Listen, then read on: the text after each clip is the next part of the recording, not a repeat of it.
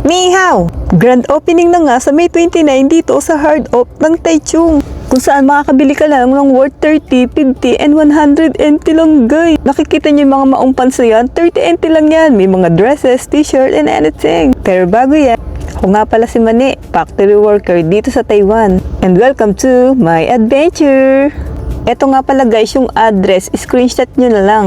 Pagpasok nga namin, dumiretso nga agad kami dito sa basement. Hindi pa nga grand opening, ay pinasok na namin ang Hard Oak. Dito nga pala sa Hard Oak, pwede kang magbenta ng mga lumang gamit mo. Ang sabi ng Taiwan Rem, pwede daw tayo mga Philippine Rem magbenta dito. So eto nga, as you can see, maraming Taiwanese dito na nagbebenta ng mga second hand na gamit nila. Kaya kung wais ka, dito mo lang makikita ang mga hanap mo. Hanggang May 28 nga pala guys na pwede silang mag-receive ng mga ibebenta mo mga gamit.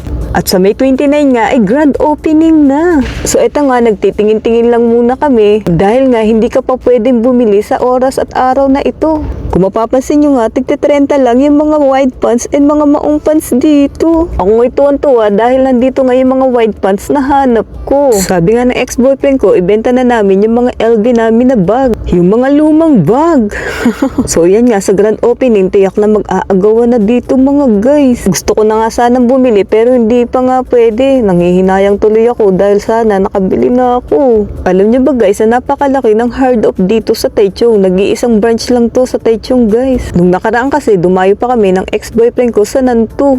Buti na lang at meron na dito. So yan nga, sa mga mahilig mag-bike, meron nga dito na mura lang. Meron tiga 8,000, 3,000, 2,500, ganun. Iba't ibang klase ng bike ang makikita mo dito. May mga road bike, may mga bahala kayo dyan. May mga pang endless love na bike pa.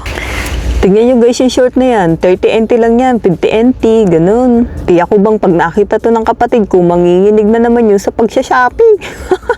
May sandals pa nga dyan, branded pa, napakamura lang. Meron din dyan branded na mga shoes, mga bag, at meron din mga pang-baby, mga car seat guys. Yan din, meron din mga pang-baby clothes, may mga luggage din. May nakita nga pala akong luggage dyan na worth 250 NT lang guys. At yung mga tote bag na yan, 30 NT lang. Kung sawa ka na nga sa partner mo, pwede mong ibenta dito.